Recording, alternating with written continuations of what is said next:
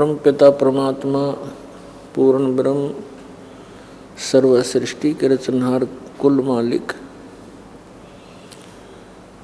कबीर परमेश्वर जी ये हम सभी आत्माओं के पिता हैं, जनक हैं। ये परमात्मा हमारे दुख में दुखी होते हैं और हमें यहाँ काल के जाल में फंसे हुए देख कर ये हमें यहाँ से निकलने की विधि बताने के लिए स्वयं ही सतलोक से चलकर आते हैं।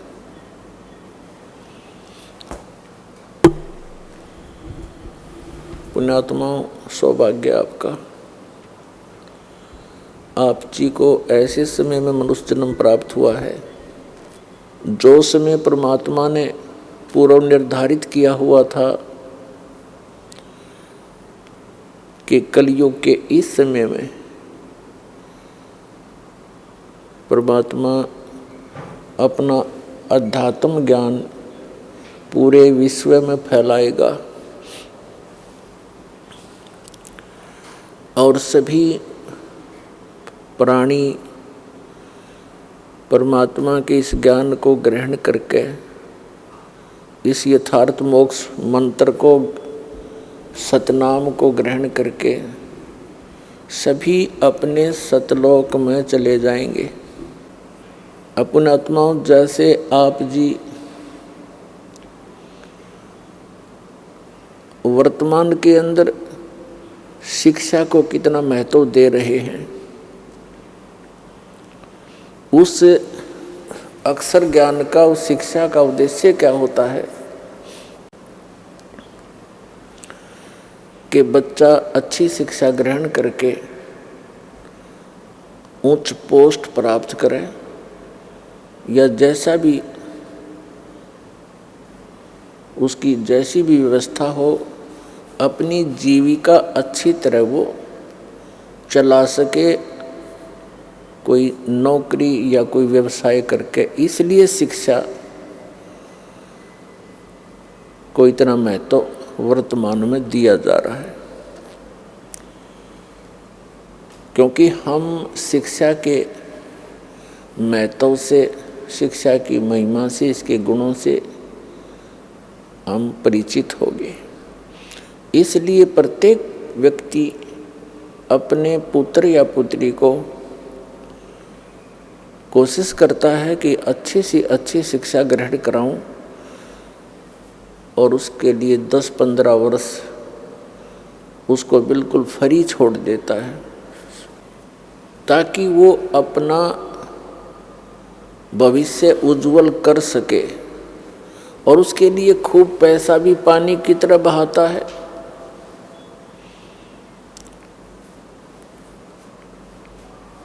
और वो बच्चा नेक नीति से पढ़ता हुआ अपनी सभी कक्षाओं को उत्तीर्ण करता हुआ वो जिस उद्देश्य को लेकर पढ़ रहा था उसको प्राप्त कर लेता है। वो बच्चा जैसे भी ट्रेनिंग करता है, जैसे किसी ने अध्यापक की ट्रेनिंग की तो वो अध्यापक लग गया, किसी ने इंजीनियर की ट्रेनिंग की, इंजीनियर की पढ़ाई पढ़ी तो वो इंजीनियर लग गया, किसी ने डॉक्टर की पढ़ाई की तो डॉक्टर लग गया, या अन्य कोई पोस्ट उसको प्राप्त हुई। तो पुण्यात्माओं, इसी प्रकार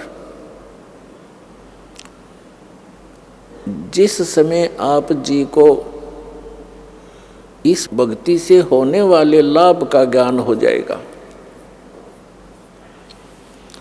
और उस स्थान का ज्ञान हो जाएगा जहाँ हम कभी वृद्ध नहीं होते, जहाँ हमारी कभी मृत्यु नहीं होती, वहाँ किसी चीज़ का अभाव नहीं है, ना कोई खाने का अभाव है, ना जल का अभाव है, किसी भी वस्तु का जो एक मानव को आवश्यकता होती है उस सतलोक में, उस सत स्थान में, शाश्वत स्थान में कोई अभाव नहीं है। और वहाँ जन्म, वहाँ वृद्ध अवस्था नहीं है, मृत्यु नहीं है। तो आप जी जब इस अध्यात्म ज्ञान से पूर्ण परिचित हो जाओगे, फिर आपके मन की स्थिति एक बहुत ही अजीबोगरीब बन जाएगी। और जो एक मानव के लिए अति आवश्यक है, अब वर्तमान में हम क्या करते हैं, माया को ही एक टारगेट मानकर, माया को ही उद्देश्य मानकर हम अपना सारा जीवन उसी पर न्यौछावर कर देते हैं। और जो सारा जीवन में हम संग्रह करते हैं वो यहीं रह जाता है। हमारी उसके जोड़ते जोड़ते ही, संग्रह करते करते ही मृत्यु हो जाती है। तो फिर हमारे साथ क्या जाता है?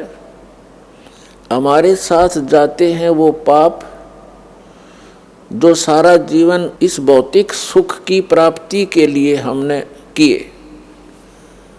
जो प्रयत्न किया, उस प्रयत्न में जो हमारे पाप हुए वो हमारे साथ चले जाते। जो मनुष्य जीवन से हमने करना चाहिए था, मनुष्य जीवन किस लिए इस प्राणी को प्राप्त होता है, ये ज्ञान हमें बचपन से नहीं दिया जाता।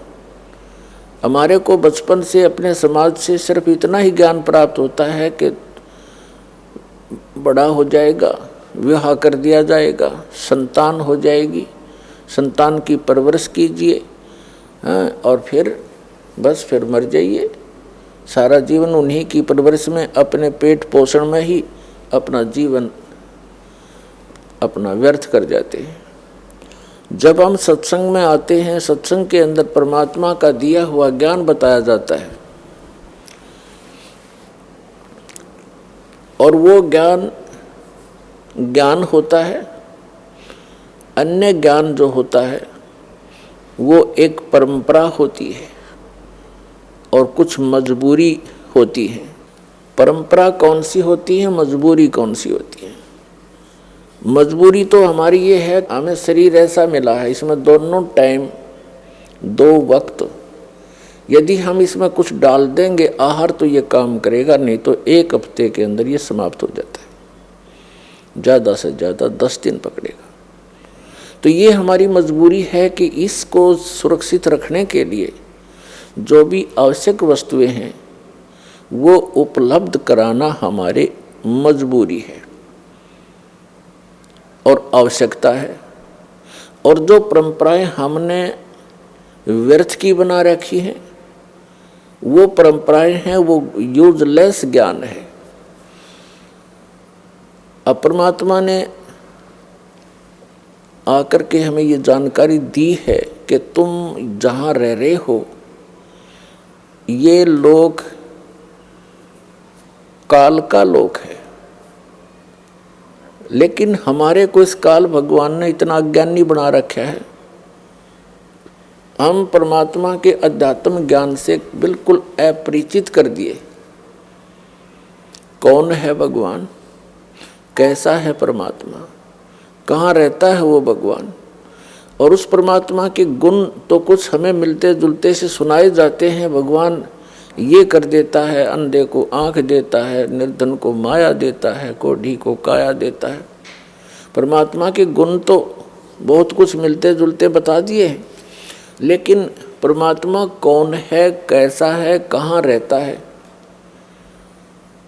और जो परमात्मा इतना सुखदायी है उससे वो लाभ प्राप्त कैसे होता है, ये ज्ञान विपरीत दे रखा है हमारे को। तो इस सारे अध्यात्म ज्ञान को ठीक से बताने के लिए स्वयं परमात्मा आते, ये विधान है उस भगवान का। तो प्रसंग तो चला है पुण्यात्माओं के, आप जी जिसमें अध्यात्म ज्ञान से पूर्ण रूप से परिचित हो जाओगे और सभी कर्मों से परिचित हो जाओगे, तो उस समय केवल आप यहाँ से इस महान दुख से जरा और मरण से ही छूटने का प्रयत्न करोगे। जरा बिन वृद्ध अवस्था का कष्ट,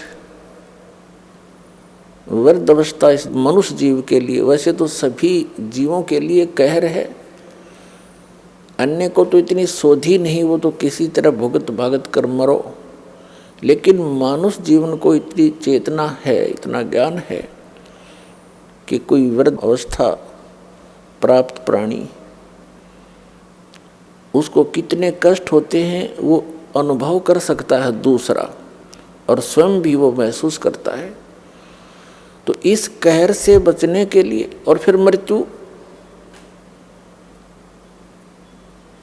आज आप अपने परिवार में कितने खुश हैं, चाहे कितने दुखी हो, फिर भी यही चाहते हो जीवन बना रहे, मरे नहीं, और मृत्यु डेफिनेट।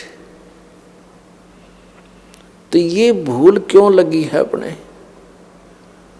हमें पता है कि कोई रह नहीं और कभी भी मर सकते हैं, और फिर भी हम इतना जोर नहीं देते इस बात के ऊपर। ऐसी दशा किसकी होती है? जिसने कुछ नशा कर रखा हो, उसको डर सा नहीं लगता, एक बार थोड़ी सी देर हिचकता है, फिर वो उसी स्पीड से वही क्रियाएं करता है। तो इस काल भगवान ने अपने को इस झूठे सुख की या त्रिगुणमयी माया रूपी भांग प्यार रखी है, और इस भांग के नशे में हम देखते भी हैं और पता भी है कि मृत्यु होगी, पर डर कती नहीं। मृत्यु के जब लक्षण घटते हैं अपने ऊपर, उस समय घिघी बनती है, अको हो ये फलाना रोग हो गया, हो अब तो मृत्यु होगी। तो उस समय महसूस होता है कि हाँ शायद अब बात बिगड़ेगी। तो ये बात हमें वैसे भी याद रहनी चाहिए अगर नशा उतर गया था। तो इस भांग के नशे को उतारने के लिए ये एंटीबायोटिक, ये सत्संग सुनाए जाते, जो यह भांग के नशे को उतार सके। कबीर ये माया अटपटी, सब गट आण अड़ी, किस किस को समझाऊं या कुएं भांग पड़ी। 21 ब्रह्मांड